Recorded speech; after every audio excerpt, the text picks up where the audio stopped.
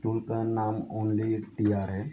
अगर आप Ubuntu use कर रहे हैं तो टीआर टूल हम कौन से भी स्ट्रिंग का कैरेक्टर अपडेट करने के लिए या फिर कैरेक्टर को हैंडल करने के लिए हम इस टीआर का यूज़ करते हैं। तो कैसे करते हैं हम देखते हैं। बहुत इजी है, लेकिन आपको ही छोटी छोटी बातों पे काम आ सकता है।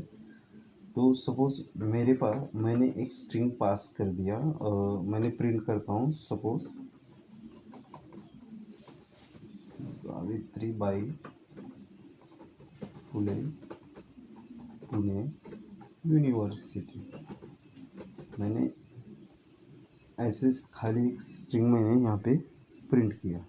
तो अब मैं चाहता हूँ कि ये जो स्ट्रिंग है, सारे जो भी इसके जो भी स्मॉल लेटर है, मैं चाहता हूँ कि वो बड़े लेटर में आ जाए, मतलब अपर केस में आ जाए। जो लोअर केस है वो अपर केस में आ जाए। तो कैसे करेंगे, खाली आपको टी आर लिखना है।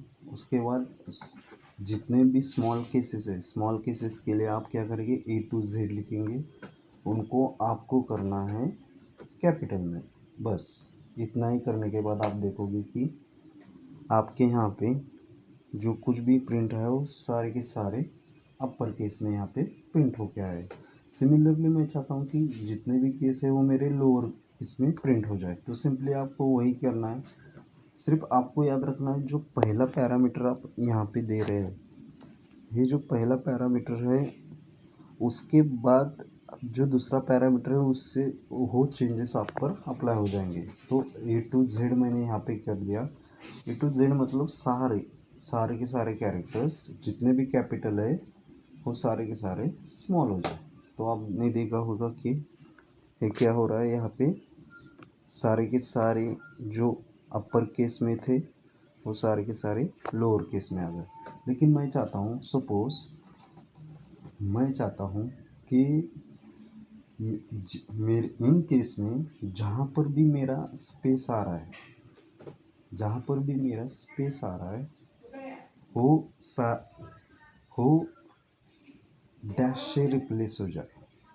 तो सिंपली आप यहाँ पे क्या किया, मैंने क्या कहा, जहाँ पे भी मेरा स्पेस आ रहा है उनको मैंने डैश से रिप्लेस कर दिया। तो आपने देखा होगा यहाँ पे सारे के सारे यहाँ पे डैश आ रहे हैं। तो एक आप इसका इस्तेमाल कर सकते हैं। और दूसरी चीज़, सपोज़ मैंने लिखा यहाँ पे, सपोज़ मैंने लिखा खुश राव 9010, ऐसा कुछ तो मैंने लिखा।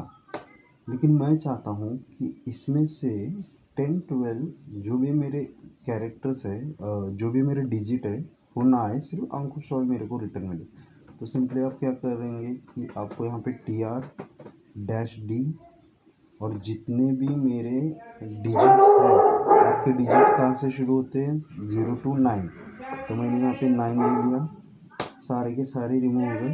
तो यहाँ पे क्या हो गए, आपके यहाँ पे सारे के सारे डिजिट, सिर्फ डिजिट रिमूव हो गए और सिर्फ आपकी कैरेक्टर्स, आपका वर्ड जो है बचा वो आपका वहाँ पे आ गया। फॉर एग्जांपल सपोज मैंने यहाँ पे बीच में भी कोई डाल दिया, कोई फ़र्क नहीं पड़ता है, आपको वही वापस मिलेगा। तो आप ऐसे थोड़ा सा आप इससे जो आपको चेंजेस करने की ज़रूरत आप वो कर सकते हैं, आपको यूज़ है। और ये आप फाइल पे भी, किसी भी फाइल पर भी अप्लाई कर सकते हैं। सिर्फ आपको क्या करना है, ये फाइल पे अप्लाई करते समय आपको ये ऑपरेशन करते वक्त सिर्फ यहाँ पे आपको आपका फाइल का नाम देना है। फाइल नेम यहाँ पे आपको पास करना है, सॉरी इसे आप ऐसे पास कर सकते हैं। और ये आपको यहाँ से पूरा हटाना है और जो भी ऑपरेशन करने हैं आप कौन सी भी फाइल पे आप यहाँ पे कर सकते हैं। और इसको और भी अच्छे से जानकारी पाने, इसकी और भी अच्छे से जानकारी पाने के लिए आप यहाँ पे सिर्फ मैन टी आर कर दो, आपको सारे के सारे इंफॉर्मेशन आपको यहाँ से मिल जाएंगे। रीड करने से आपको थोड़ा सा पता चलेगा। बहुत छोटा और प्यारा टूल है, आप यूज़ कीजिएगा। यहाँ पे आपको दिखा दिया है कि कैसे आप double slash, back slash, slash audible bell, back space, form field new line कैसे इस्तेमाल कर सकते हैं, रिटर्न्स कैसे कर सकते हैं, हॉरिजॉन्टल टैब कैसे यूज़ कर सकते हैं, बहुत सारे। फॉर एग्जांपल सपोज़ पिछले वाला ही एग्जांपल ले लेता हूँ। सपोज़ मैं चाहता हूँ सावित्रीबाई फुले पुणे यूनिवर्सिटी, जहाँ जहाँ पे भी मेरा स्पेस है सारे के सारे वर्ड मेरे क्या हो जाए, नेक्स्ट लाइन पे आ जाए। तो सिंपली आपको क्या करना है, जहाँ जहाँ पे भी मुझे स्पेस दिखाई दिया मैं चाहता हूँ कि वो मेरे नेक्स्ट लाइन पे आ जाए, तो सिंपली आपको यहाँ पे ऐसे प्रिंट करना है। तो देख रहे होंगे कि आप सारे के सारे आपके जो वर्ड के बाद जो स्पेस है वो सारे के सारे यहाँ पे नीचे आ गए। तो इतना ही इसका यूज़ है, आप और भी बहुत ट्राई कर सकते हैं। Thank you so much for watching.